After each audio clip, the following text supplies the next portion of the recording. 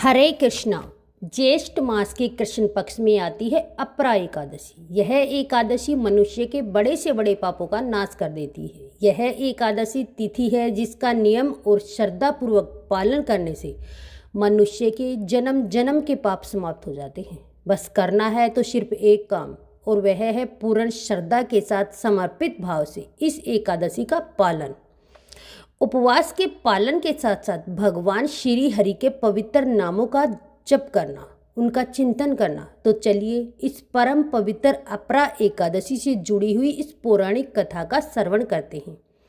आइए आज की अपरा एकादशी व्रत कथा आरंभ करते हैं। नदी के किनारे बसा हुआ एक सुंदर और समृद्ध राज्य आज किसी अनहोनी घटना को देखने वाला था। ऐसा लग रहा था मानो हरियाली और खुशहाली का साम्राज्य समाप्त हो रहा था। सभी घरों में दीपक बुझ चुके थे और घरवाले निंद्रा देवी के अधीन हो चुके थे। धर्म की ध्वजा लहराने वाले राज्य में आज अधर्म का आचरण होने वाला था। वैसे तो यह अमावस्या से पहले 14वीं की अंधेरी रात थी और हालांकि कुछ पहर बाद सूरज निकलने ही वाला था, लेकिन शायद नगर वासियों के भाग्य का सूरज हमेशा के लिए डूबने वाला था। और क्यों ना होता, आखिर उनके महान पराक्रमी, उदार धर्मात्मा और सख्त राजा के जीवन पर मृत्यु के बादल जो मंडरा रहे थे। राजा महिध्वज के आदर्श राज्य में ना तो कभी धर्म की हानि हुई और ना ही किसी निर्दोष की हत्या। ना कोई अपराधी बिना दंड के छूटा और ना ही निर्दोष को सजा हुई। लेकिन कहते हैं ना, जिसे बाहर वाले पराजित नहीं कर सकते उसे घर वाले ही मार देते हैं। ऐसा ही तो हुआ था पांडवों के साथ, जब उनके स्वयं के चचेरे भाइयों ने उन्हें अपना अधिकार देने से इनकार कर दिया था। और ऐसे ही कुछ होने वाला था राजा महिध्वज के साथ। इस कथा में मुख्य खलनायक का किरदार निभा रहे थे उसके छोटे भाई वृषधवन, जो कि अपने बड़े भाई के कीर्ति पताका की चमक को सहन नहीं कर पा रहे थे। राजा महिध्वज के शत्रु बन बैठे थे और उनका परिणाम यह आया कि वृषध्वज ने एक अत्यंत करुण निर्णय लिया। उसके कानों में राजा महिध्वज की लोकप्रियता के शब्द गूंज रहे थे और वह उसे शांति से सोने नहीं दे रहे थे। ईर्ष्या और द्वेष उस पर पूर्ण रूप से हावी हो चुके थे। आखिरकार वह उठा। उस अंधेरी रात में अंधकार से भी ज्यादा काला कृत करने के लिए उसके कदम राजा महिध्वज के कक्ष की ओर बढ़ रहे थे। गला साफ करने की आवाज़ तो उसे किसी सिपाही ने रोका और ना ही उसकी अंतरात्मा की आवाज़ उसे सुनाई दी। आखिरकार उसने अपने बड़े भाई राजा महिध्वज के कक्ष में जाकर तलवार के निर्दयी प्रहार करके सोते हुए भाई की हत्या कर दी। और इतना करने के बाद भी उसे शांति नहीं मिली, तो उसने राजा महिध्वज के शव को राज्य से बाहर एक पीपल के पेड़ के नीचे गाड़ दिया। अब देखिए, राजा महिध्वज का इसमें कोई दोष नहीं था, फिर भी इस प्रकार अकाल मृत्यु होने के कारण उन्हें अच्छी गति प्राप्त नहीं हुई और वे प्रेत योनि प्राप्त करके उसी पेड़ के ऊपर रहने लगे। काल का प्रभाव थोड़ा सा बीत गया और ईश्वर इच्छा से राजा महिध्वज के पुण्य प्रभाव से एक दिन यूं हुआ कि महान ऋषि धौम्य उस राज्य में उस पीपल के पेड़ के पास से गुजरे। उन्होंने अपने तपोबल से देखा कि इतने महान राजा महिध्वज की हत्या आत्म प्रेत योनि प्राप्त करके उस पेड़ पर रह रही थी। उदार मन वाले ऋषि धौम्य ने इस प्रेत की योनि में रहने वाले राजा महिध्वज को पेड़ से नीचे उतारा और उन्हें परलोक विद्या का दान दिया। अब देखिए, सत्पुरुषों की उदारता की कोई सीमा नहीं होती। उनकी करुणा का सागर सबके लिए एक समान रूप से बहता है। तो बस ऋषि धौम्य ने भी राजा को इस प्रेत योनि से मुक्ति प्रदान करने के लिए अपरा एकादशी का अनुष्ठान किया। इस व्रत के पालन से उन्हें जो पुण्य प्राप्त हुआ उसे उन्होंने राजा महिध्वज को प्रदान कर दिया और उसी पुण्य फल के परिणाम स्वरूप राजा महिध्वज को प्रेत योनि से मुक्ति प्राप्त हुई।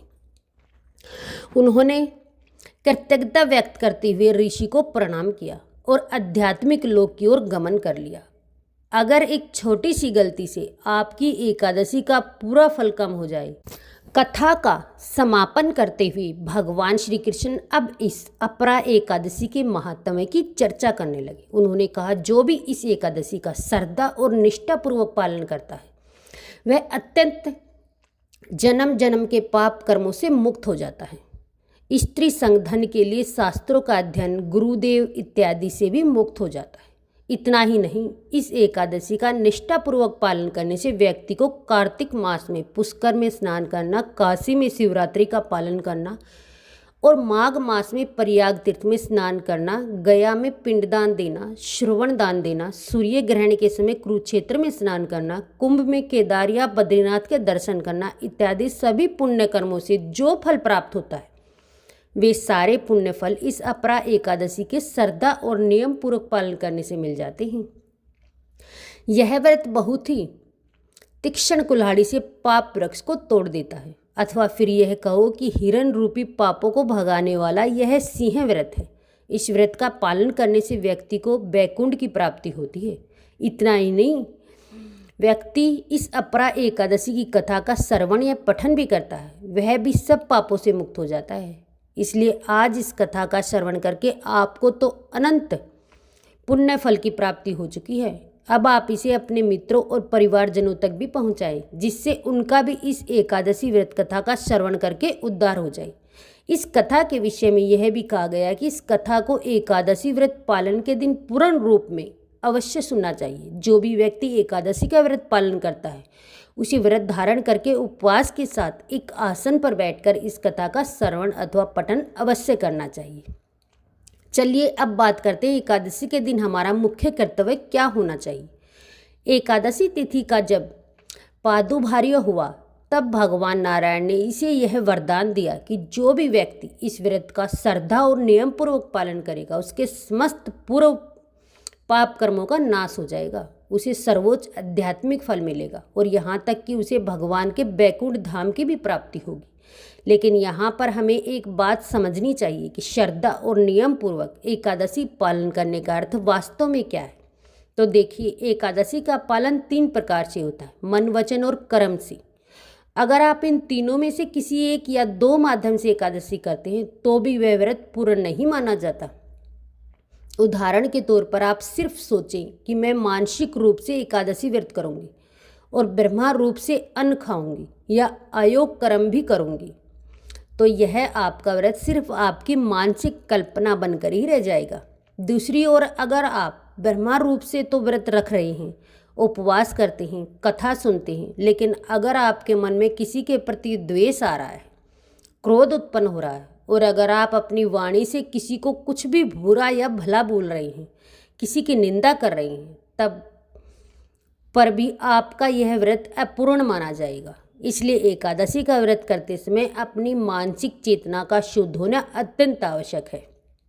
इसलिए एकादशी के दिन मन को 24 घंटे भगवान श्री हरि के चिंतन में लगाए रखें। वचन को उनका हरि नाम जप करने में और कीर्तन करने में लगाएं और कर्म के द्वारा एकादशी का उपवास करें। हरे कृष्णा मंत्र की माला का जप करें, तुलसी पूजन और भगवान की सेवा करें और इस प्रकार आप मन, वचन और कर्म से एकादशी व्रत का पालन कर सकते हैं। एकादशी का व्रत करना और करवाना यह प्रत्येक सनातन धर्म का पालन करने वाले व्यक्ति का कर्तव्य है और इसलिए हम अपने इस चैनल के माध्यम से यह छोटा सा प्रयास कर रहे हैं, जहां हम मात्र अपने वैदिक ग्रंथों और शास्त्रों से प्रमाणभूत जानकारी आपके लिए लेकर आती हैं और वह भी बिना किसी मिलावट के। अगर आपको हमारा यह प्रयास सराहनीय लगता है तो इस कार्य को आगे बढ़ाने में आप हमारी सहायता कर सकते हैं।